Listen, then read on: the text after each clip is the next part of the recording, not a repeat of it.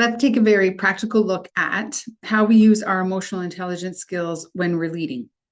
There are reasons for behaviors and consequences to behaviors. There aren't excuses for behaviors.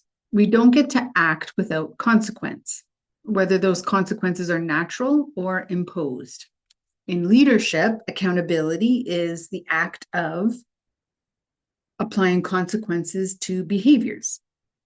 When we look at our emotional intelligence skills, one of the reasons why leaders struggle with holding other people accountable is because of the impact and influence around the skill of independence. So in emotional intelligence, the skill of independence is the ability to be self-directed and autonomous and to be free from emotional dependency on other people. What does that mean? It means how other people might feel about something or are feeling about something doesn't interfere with the action I need to take.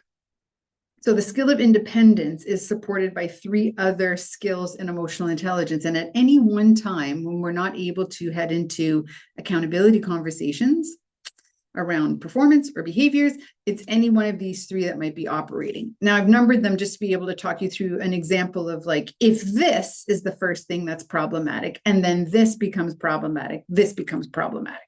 So independence, the skill used within accountability conversations, can be problematic if the relationship with the individual that I have is an influencer to my ability to remain emotionally separate from their experience.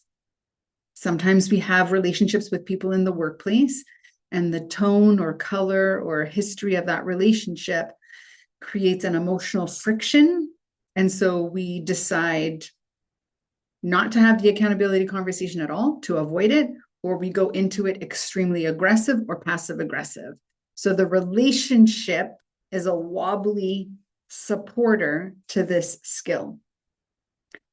When that happens, our thoughts about the relationship are going to impact the emotions that we experience. And those emotions will interfere with our ability to have an accountability conversation.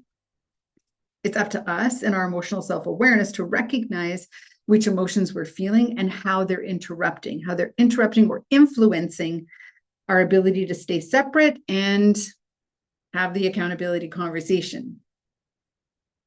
And finally, the third ripple impact is based on the relationship impact, our emotional impact, our ability to access our IQ and figure out how do we actually have this conversation really well. So the outcome we desire, whether it's changed behavior or improvement in skill set, engagement or motivation, it doesn't really matter. A strengthening of the relationship between me and the other person in the accountability conversation, or you and the person in the accountability conversation, we need to solve for it. We have to figure out how, based on the relationship, based on our own emotions, how we go into having an exceptional conversation. So this is an example, and it's very classic around taking a theory and a principle of emotional intelligence and breaking it down into acquiring the skill set to execute so that we achieve the desired outcome. And in any desired outcome, using emotional intelligence as the foundation, we're supporting the recurrence of things. Accountability conversations are not one and done. We generally have multiple conversations from a leadership space. And when we start to do them well, that encourages us to have them more and more often and continue to do them better. And when we do them better and more frequently, we actually elevate performance across the board because we normalize the discussion of performance in the workplace.